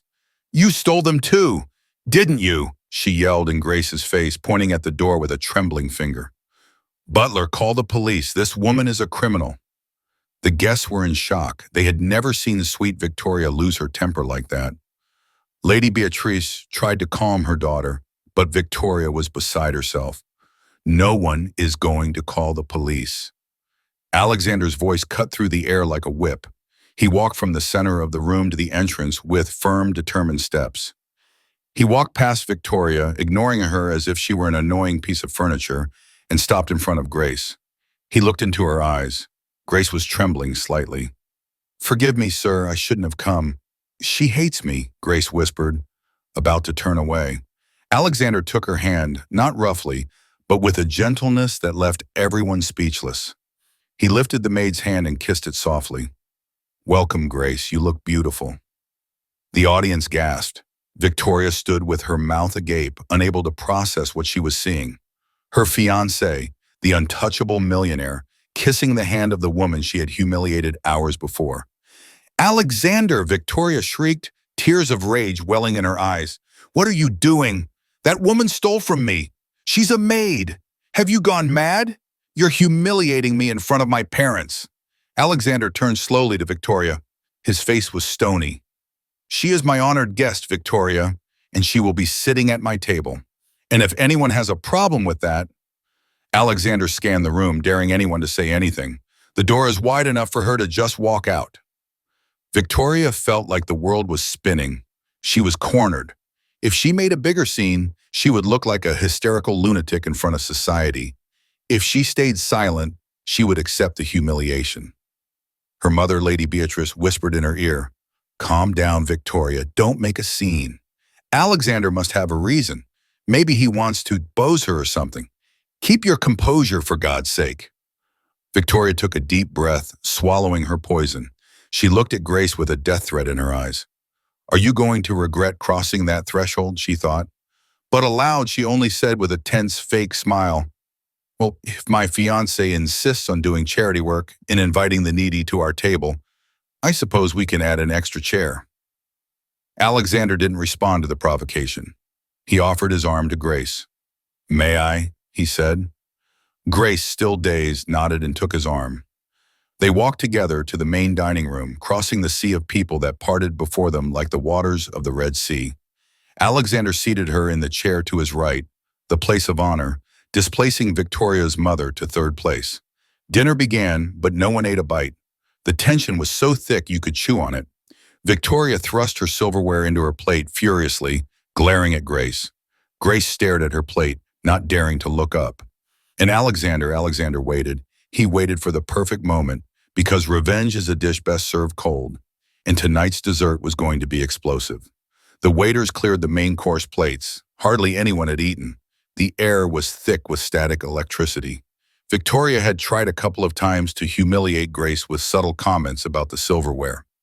Careful, darling, that's the salad fork, not the fish fork. Although I suppose you don't use that many utensils at your house. But Alexander had deflected each attack with an icy stare. The moment for the toast arrived. Alexander stood up, holding his baccarat crystal glass aloft. He tapped a spoon against the rim, producing that high-pitched sound that calls for absolute silence. Attention, please, said Alexander. His voice was deep, powerful, filling the high-ceilinged dining room. All the guests fell silent. Victoria smiled triumphantly, thinking that Alexander was finally going to announce the wedding date, or better yet, make some joke about the peculiar guest to lighten the mood. She fixed her hair, ready to be the center of attention. I want to thank everyone for being here tonight, Alexander began, his gaze sweeping over the faces of his partners and family. Tonight was supposed to be a celebration of an engagement, a celebration of the union of two families. But life has curious ways of teaching us what is truly valuable. Victoria frowned. Something in Alexander's tone bothered her. It didn't sound like love. It sounded like a judgment. In my business, construction, we learn that if the foundation is rotten, it doesn't matter how beautifully you paint the facade, the house will fall down, Alexander continued. And in my personal life, I've discovered that I've been building on lies. A murmur rippled around the table. Lady Beatrice fanned herself nervously. Today, someone in this house was unjustly accused of a crime, Alexander said, looking directly at Grace, who looked up in surprise. She was humiliated, thrown out onto the street, called a thief by someone who swore she loved me and my children. Victoria went pale and stood up abruptly. Alexander, love, I think you've had too much to drink. Let's go sit down. Alexander roared. It was such an authoritarian shout that Victoria slumped in her chair as if her legs had been severed.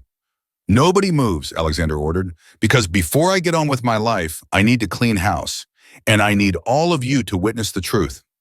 Alexander pulled a small remote control from his pocket and pointed it at the far wall of the dining room, where there was a retractable projection screen he used for business presentations. The screen lowered with a mechanical whir. The dining room lights dimmed automatically. I present to you the real Victoria de la Garza, Alexander said contemptuously. He pressed the play button. The image appeared gigantic, crisp, and in high definition. It was Alexander's office.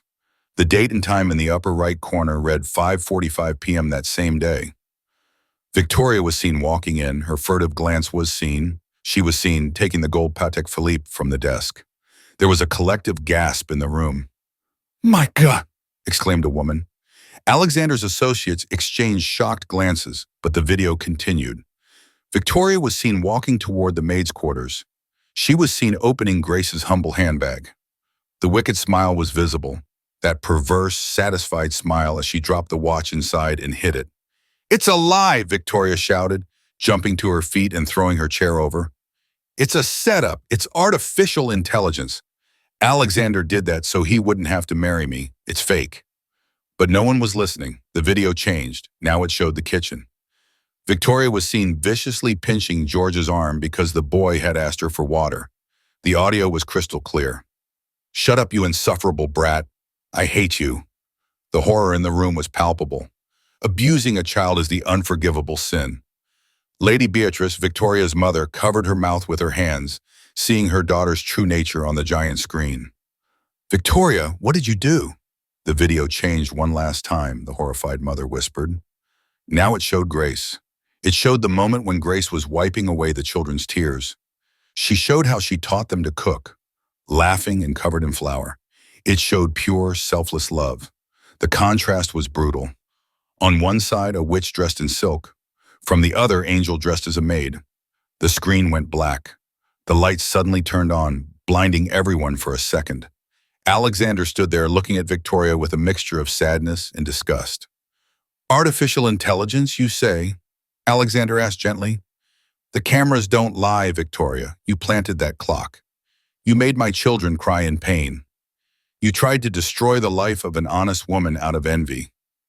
Victoria looked around. She sought support, but only found looks of repulsion. Her friends looked away. Her parents were red with embarrassment. Her dreams of grandeur, of being Mrs. Kensington, were slipping away like sand through her fingers. Alexander, please let me explain. I was stressed. I love you. Victoria tried to stammer, approaching him crying. This time, tears of real fear. Alexander took a step back as if she had a contagious disease. Don't come near me, he said. The engagement is over. The wedding is canceled, and I want you out of my house right now. What? Victoria opened her eyes wide. You can't kick me out. Where am I going to go? My things? Your things? I'll send them to you tomorrow in garbage boxes, which is where they belong. Alexander said relentlessly. Leave before I call the police and report you for theft and child abuse.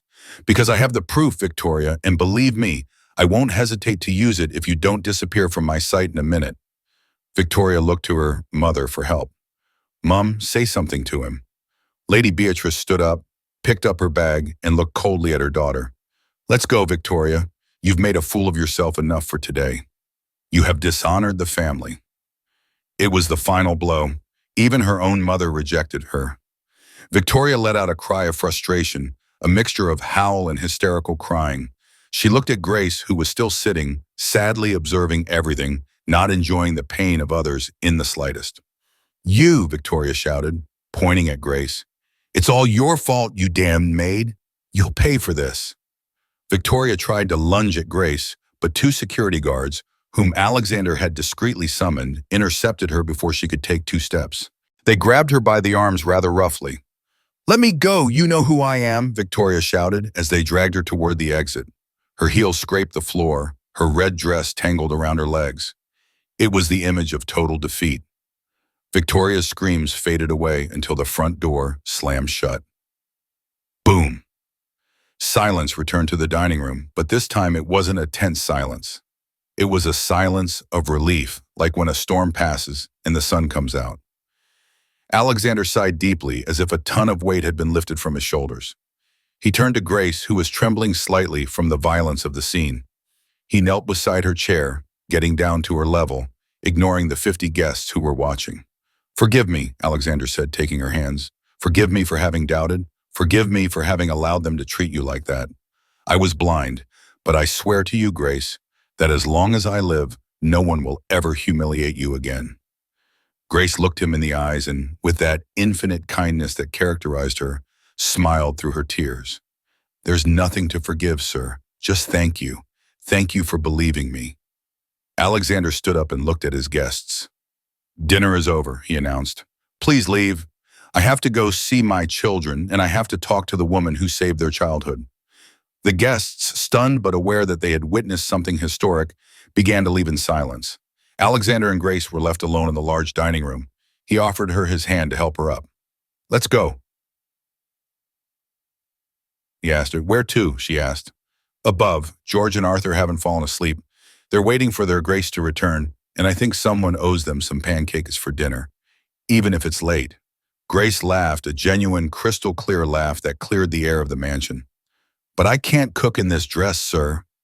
Then tomorrow I'll buy you 1,000 more dresses. But today you are the queen of this house. They walked together towards the stairs, going up to where the children were. They didn't kiss. It wasn't necessary yet. Love was there, floating in the air, born from truth and justice. The villain had fallen, and a new family, a real family, was beginning to be built on the ruins of the lie. But wait, do you think this ends with a simple, they lived happily ever after? Ah, no, friends. There's still the closing, the final reflection, and seeing what life is like a year later. Because divine justice always has one last gift. Don't miss the last part because it will fill your heart with hope. Are you ready for the grand finale? They thought the story ended with the villain slamming the door. Oh, my friends, who know so little about life. A slamming door is just the end of the noise.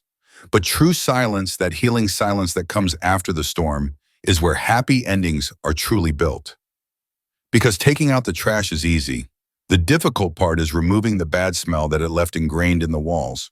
And that night at the Kensington mansion, although Victoria the witch was no longer there were 3 broken hearts that urgently needed to be repaired. Stay until the very last second, because what Alexander did for Grace is beyond words, and I swear you'll cry with emotion. Alexander and Grace went upstairs in silence. It wasn't an awkward silence. It was a respectful, almost sacred silence. The millionaire, who hours before had walked with the arrogance of the owner of the world, now climbed the steps with humility, guiding the woman who with a borrowed dress and a mended soul had become the true owner of that house. They arrived at the door of the twins' room. It was ajar.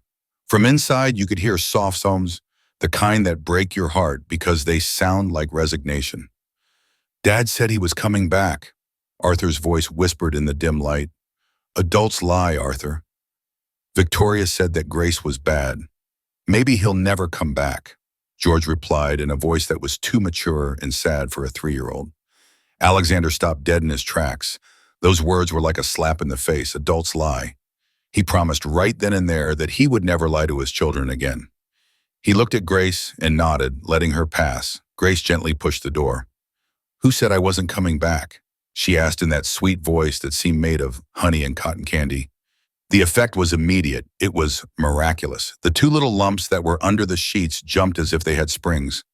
They turned on the night lamp, and when they saw her standing there like a fairy tale princess in her blue dress, their eyes widened in surprise. Grace! They shouted in unison. They didn't care about the expensive dress. They didn't care about the protocol. They jumped out of bed barefoot and ran towards her. Grace knelt on the fluffy carpet, opening her arms, and received the impact of the 2 small bodies clinging to her as if she were oxygen. Alexander stood in the doorway watching. He watched as Grace buried her nose in her children's hair, inhaling their scent. He watched as her tears fell onto their pajamas and saw for the first time what the word mother truly meant.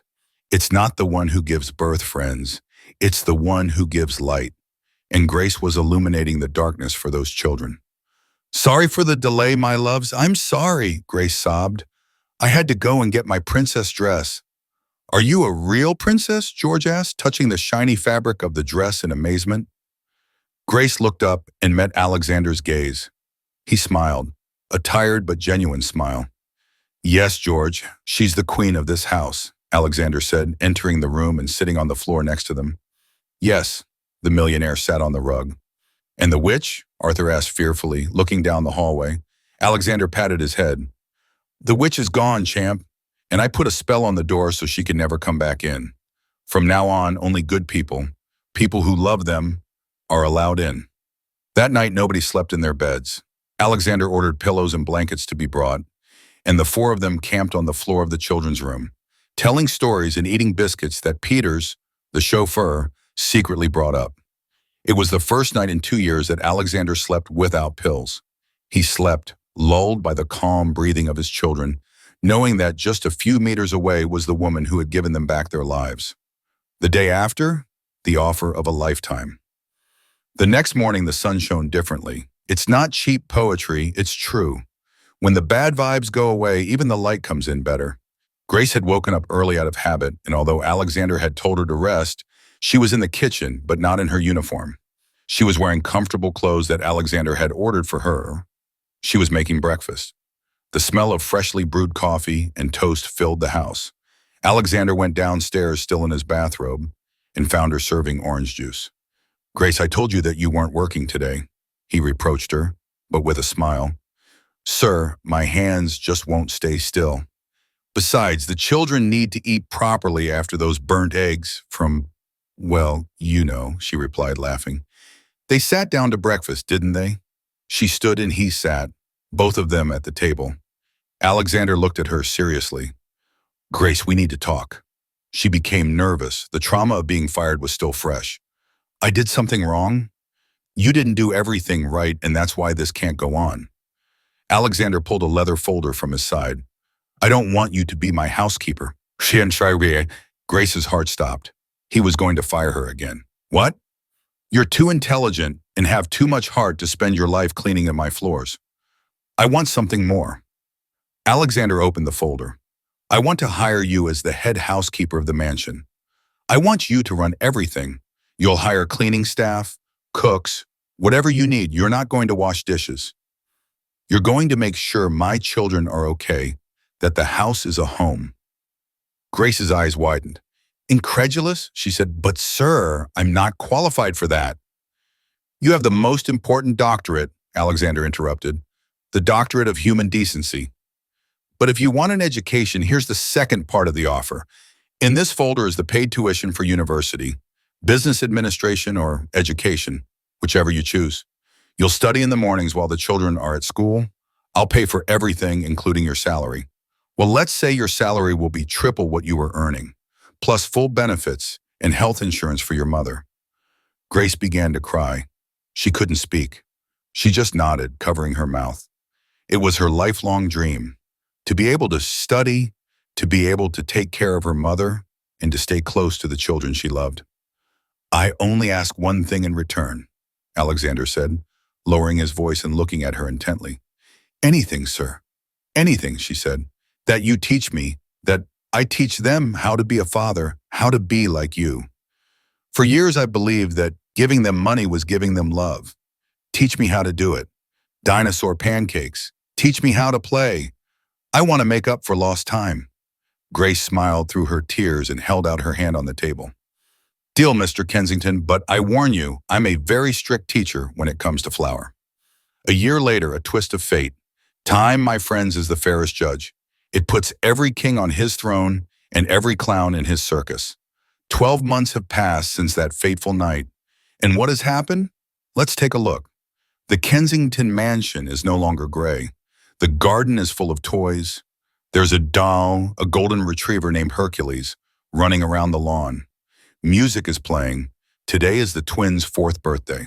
There's a huge party in the garden, but it's not some stuffy, boring rich people party. There are bouncy castles, taco stands, a nod to the past, clowns, and Alexander's millionaire business partners are mixed in with Grace's humble neighbors. Yes, Alexander has learned that wealth doesn't clash with simplicity. Alexander is by the grill wearing an apron that says, "The Meat Boss," laughing heartily with Peters, the chauffeur. He looks 10 years younger. That bitter crease on his forehead is gone. And Grace is radiant. She just finished her first year of teacher training with honors. She's wearing a simple but elegant dress and moves around the party like she owns the place, but with the same humility as always. Suddenly, a figure approaches the entrance gate. A woman is wearing designer clothes, but they're from past seasons and look worn. Her hair is badly dyed, and she has deep dark circles under her eyes. It's Victoria. No one invited her, of course. She found out through social media. After the video scandal, her reputation plummeted. Her friends blocked her. Her mother, ashamed, cut off her financial support and sent her to live in a small flat. Victoria has had to work selling cosmetics from a catalog to survive, and bitterness has consumed her. She looks old, not in age, but in spirit. Victoria looks through the bars, sees Alexander hugging Grace. She sees the children running towards Grace, shouting, "Mommy Grace!" She sees the happiness she tried to destroy and that ironically ended up consolidating. "It could have all been mine," Victoria murmurs, a tear of pure envy rolling down her cheek covered in cheap makeup. "Can I help you with anything, ma'am?" asks the security guard, the same Peters who is now head of security. Victoria is startled, looks at Peters with disdain, trying to regain her former haughtiness. "No, I was just watching how the servants acted as if they owned the house." Disgusting. Peter smiles, but not mockingly. but with pity. You're mistaken, ma'am. There is no servitude here. Here we have family, and family takes care of each other. It's best if it moves. We don't want your bad vibes to dry out the plants. Victoria turns around and walks away alone, dragging her worn heels along the pavement, while behind her there is a burst of laughter and applause, because the children have just broken the piñata. It's the ending that deserved to be forgotten, the emotional closure within the party. The sun begins to set, painting the sky orange and violet. Alexander takes a microphone. "Friends," he says, and everyone remains silent. "A year ago, I arrived home early and almost fainted at what I saw. I thought I was seeing a disaster. I thought I saw dirt, but I was blind. What I saw was life knocking on my door." Alexander looks for Grace among the people. She is wiping Arthur's face with a napkin, just like that day. "Grace," he calls her. She looks up, blushing. "Come here, please." Grace walks shyly towards him. Alexander puts down the microphone, takes a small black velvet box from his pocket, and, to the astonishment of 300 people, kneels down. Not as a boss to an employee, but as a man to the woman he loves. "I'm not going to offer you a contract this time," Alexander says, his voice trembling with emotion. "I'm offering you my life. I offer to be the father your children deserve. If you accept to be the mother my children have already chosen. Grace Cardenas, would you do me the honor of marrying this grumpy old man and teaching him how to be happy for the rest of his days?" Grace covers her mouth, crying. The twins run and hug Alexander's legs. "Say yes, Grace. Say yes," the children shout. "Yes," she whispers, then shouts. "Yes, of course I will." Alexander slips the ring on her finger. It's not a giant, ostentatious diamond like Victoria's. It's a hopeful green emerald surrounded by tiny diamonds. He stands and kisses her. A long, tender kiss, sealed with the promise of eternity. Applause erupts. The fireworks Alexander had prepared just in case light up the sky, and for a moment the world seems like a perfect place. Final reflection. Thus ends our story, dear friends, with a lesson I hope you will keep deep in your hearts. We live in a world that adores appearances, that values the brand of your clothes, but the most important brand, the mark you leave on others. Victoria had everything: beauty, money, status, but she was empty. Grace had nothing, only her hardworking hands and a giant heart, and she ended up having it all. Remember this: lies have short legs, and wickedness always catches up with you. You can fool everyone for a while, but you can't fool life forever. Be like Grace. Work with love, treat other people's children as your own, and hold your head high even if the world tries to humiliate you. Because in the end, when you get home early or late, the only thing that matters isn't the luxury that surrounds you, but the love that awaits you. If this story made you feel something, if you cried with anger or joy, if you believe that true love knows no social class, share this video. Let this message reach someone who needs hope today. I'm your narrator, my friend. And remember, sometimes angels don't have wings. They wear yellow gloves and smell like vanilla. Until the next story. And don't forget to give a big hug to whoever is next to you. Life is today. Cut.